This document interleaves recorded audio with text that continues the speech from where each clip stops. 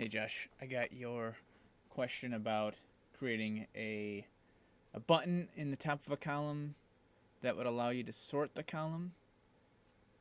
So I'm going to show you what I would do. You can't exactly do that, but you can do some different things to organize. So I think what you probably want to do is freeze the row that has the column headings. So I'll show you how to do that. So what you want to do is select the row that has the headings, and then you go up to where it says View, and click Freeze, and go up to Current Row. And now, no matter what you do, that column is unsortable. It'll be locked there. So I could sort all the data by a particular column, and it won't affect the columns that are frozen. And I'll put the ones that are frozen in gray here. Okay, there's that, and then there's also a different way of sorting, which is more along the lines of a button, where you can actually create what's called a filter. And just clean this up.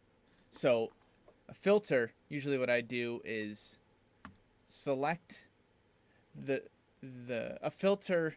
It's kind of hard to explain what it is, but I'll show you what it does, and then show you how to use it. So what I'm going to do is select the columns that I want to filter, and then I'm going to go all the way down, hold shift, and just make sure all the columns that I want to have within the filter are selected, and then go up to data and click create a filter. Okay, and then this will give you some filter columns that you can filter however you want. And let me just clean this up a little bit. Way too